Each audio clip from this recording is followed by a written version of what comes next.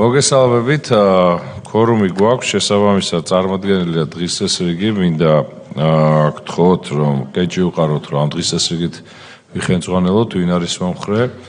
გმადლობთ, შესაბამისად დღის წესრიგით გათვალისწინებული გვაქვს მხოლოდ ერთი საკითხი, ეს გახლავთ მაუწყებლის შესახებ საქართველოს კანონის ცვლილების შეტანის თაობაზე და მეწარმოგიდგენთ შესაბამის საკითხს.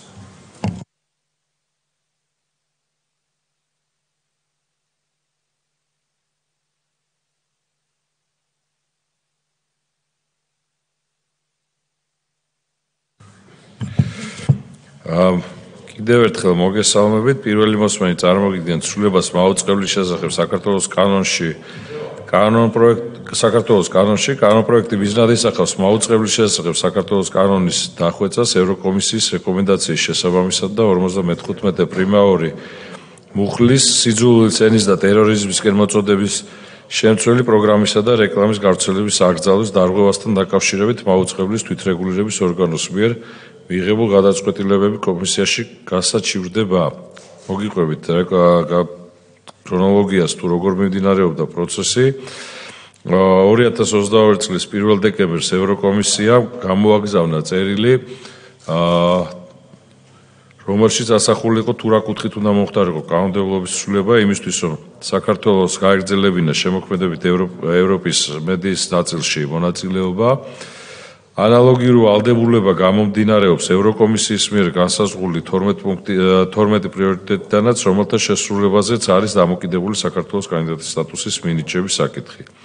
2022 წლის დეკემბერს პარლამენტმა მიიღო კანონი მაუწყებლის შესახებ საქართველოს კანონში ცვლილებები, რასაც მოყვა სამოქალაქო საზოგადოების აღშფოთება და 2023 წლის 28 აპრილს გაიგზავნა ევროკომისიაში ინფორმაცია მაუწყებლის შესახებ საქართველოს კანონში განხორციელებულ ცვლილებებზე. ამის შემდეგ ივნისში მომზადდა ახალი ცვლილებების პროექტი სამოქალაქო საზოგადოების და ევროპის საბჭოს რეკომენდაციების გათვალისწინებით, რასაც მოყვა სამოქალაქო საზოგადოების დეკლარაცია პოზიტიური შეფასებით. მათი მხრიდან იყო დაპირება, რომ ეს ვერსია იყო შესაბამისობაში და მისაღები ევროკომისიისთვის და თავადაც აწარმოებდნენ მოლაპარაკებას. დარწმუნებულები, რომ ეს იქნებოდა აბსოლუტურად შესაბამისობაში მათ მოთხოვნებთან, ასევე ისინი აპელირებდნენ ევროპის საბჭოს ექსპერტების მიერ შემუშავებულ დასკვნებზე, რითაც ამყარებდნენ მათ პოზიციებს. მიღებული ახალი ცვლილებები გაიგზავნა ევროკომისიაში შეფასებისთვის.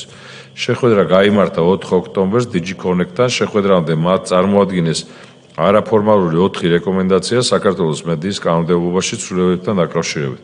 ხოლო ამ რეკომენდაციებზე პარლამენტის თავმჯდომარის კაბინეტმა მოამზადა კითხვები და გადაუგზავნა შეხვედრის მონაწილეებს ევროკავშირის მხრიდან, რაზეც შეხვედრაზე იმსჯელეს. DigiConnect-მა აღნიშნა მიიღწეული პროგრესი და ამავდროულად უფრო მკაფიოდ ჩამოაყალიბა საჭირო ცვლილებები და მათი განხორციელების აუცილებლობას გაუსვა ხაზი. მნიშვნელოვანი შენიშვნა მათი მხრიდან ეხებოდა მაუწყებლის შესახებ მე-14 მუხლში ბოლოს განხორციელებულ ცვლილებებს, რომლის შესაბამისადაც დაინტერესებულ პირს შეუძლია მიმართოს კომისიას, თუ მაუწყებელი დაარღვევს კანონმდებლობას გარდა იმ შემთხვევისა, თუ მაუწყებელი დაარღვევს სიძულვილის ენის გავრცელებისთვის დადგენილ ნორმებს. DigiConnect-ის მხრიდან გამოიკვეთა პრობლემატური საკითხი, რომელიც ეხებოდა სიძულვილის ენის მხოლოდ თვითრეგულირების ფარგლებში განხილვას ივნისში განხორციელებულ ცვლილებების თანახმად. მათი მოსაზრებით აღნიშნული საკითხი საჭიროებს მარეგულირებლის მხრიდან ჩარევას და მხოლოდ თვითრეგულირების ორგანოში მის განხილვის საკმარისი არ არის.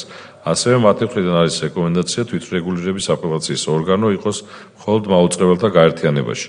მათი განმარტებით საქართველოს კანონმდებლობა უნდა შეესაბამებოდეს აუდიოვიზუალური მედია მომსახურების ევროპულ დირექტივას, რაც სხვა მოთხოვნებთან ერთად გულისხმობს ტერორიზმისკენ მოწოდებისა და სიძულვილის ენის გავრცელების საკითხზე ეფექტიანი რეაგირების მექანიზმების არსებობას. აგრეთვე მათთვის მნიშვნელოვანია არასრულწლოვანების დაცვის მექანიზმი რეგულირდებოდეს და გადაფარვა არ იყოს თვითრეგულირების ორგანოსთან. შეხვედრის ბოლოს მხარეებმა მოველაპარაკეთ, რომ საქართველოს საკანონმდებლო პროექტს გადაუგზავნის DigiConnect-ს, რომელიც დროულად განიხილავს და მოახდენს რეაგირებას. სამწუხაროდ DigiConnect-ს გამოკვეთილი პრობლემური საკითხების აღმოსახვებლად გვიწევს DigiConnect-ის მიერ გამოკვეთილი პრობლემური საკითხების აღმოსახვებლად გვიწევს წარმოდგენილი პროექტის დაჩქარებული წესით მიღება ოქტომბრის ბოლოს, იმისთვის რომ შესრულდეს 12 პუნქტიანი გეგმის მე-7 პრიორიტეტი და საქართველოს შეძლოს მონაწილეობის მიღება შემოქმედებითი ევროპის პროექტში. მათი მხრიდან გამოთქმული შენთუშნების გათვალისწინებით წარუადგინეთ სამი ვარიანტი და შესაბამისად ახლა წარმოადგენთ საბოლოო ვერსიას, რომელიც მათ მოიწონეს. ანუ მოკლედ რომ მოუყვა ეს ყველაფერი, ესე იგი წარმოდგენილი იყო არის აუდიოვიზუალური დირექტივა, რომელიც უნდა გვაქვს ვალდებულება რომ შევასრულოთ და აგრეთვე ეს ნაწილი არის 12 პუნქტიანი გეგმის შესრულების ერთ-ერთი მნიშვნელოვანი ნაწილი. შესაბამისად ამის შესრულებისთვის ევროკომისიამ მოგცა შესაბამისი რეკომენდაციები, რომელიც განვახორციელეთ 2022 წელს.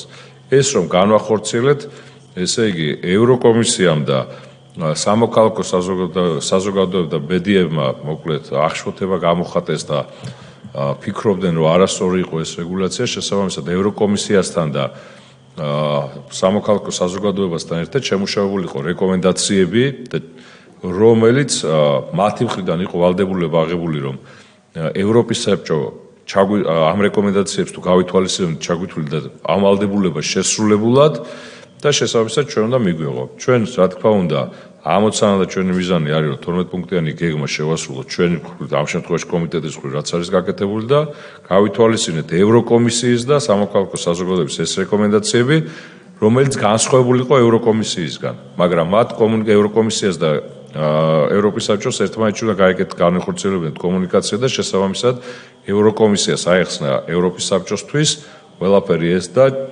უზრუნველყო იყო რომ ჩვენ შესრულებულად ჩაგთვალა ეს ვალდებულება, რაც ვერ მოახერხა ევროკომისია და აქედან გამომდინარე არ ჩაგვითვალეს, ნაწილობრივ ჩაგვითვალეს უпроსწორედ მარტო შესრულებულად ევროპის საბჭო და შესაბამისად მოგცეს ახალი რეკომენდაციები, რაც გვიწევს თავიდან ამის გაკეთება. ჩვენთვის ამოცანა კიდევ ერთხელ ვამბობ, რომ არის მხოლოდ და მხოლოდ ერთის მხრივ რომ შესრულდეს, რა თქმა უნდა 12 პუნქტიანი გეგმის ის ნაწილი, რომელსაც ჩვენ უზრუნველყოფთ და ჩვენი კომიტეტი არის პასუხისმგებელი და მეორე მხრივ შევასრულოთ დირექტივა იმისთვის, რომ 12 მილიარდიანი ფონდი, რომელსაც ვთქმა გვაქვს დღეს ჩვენს ხელოვნების სფეროში მომუშავე საზოგადოებას და იღებენ გრანტებს, სხვადასხვა გრანტებს ამ ფონდიდან, რომ არ შეზღუდოთ ცდომა ამ ფონდზე.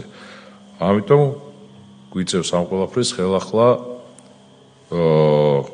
დაჩქარებული წესით განხილვა და ევროკომისიის საკითხებს, ევროკომისიის რეკომენდაციების გათვალისწინება.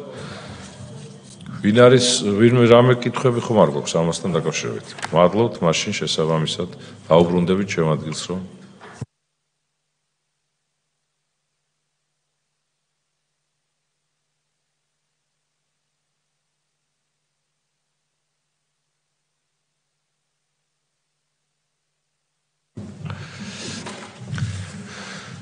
ავაყენოთ შესაბამისად კენჭისყრაზე განხილული საკითხი, ვინ არის მომხრე, რომ ხარი დაუჭიროთ ამ კანონპროექტს და შესაბამისად დაჩქარებულად განხილოთ. დიდი მადლობა. ამით დღის ეს რიგით გათვალისწინებული საკითხები ამოწურულია, კომიტეტის ხტომა დასრულებულია.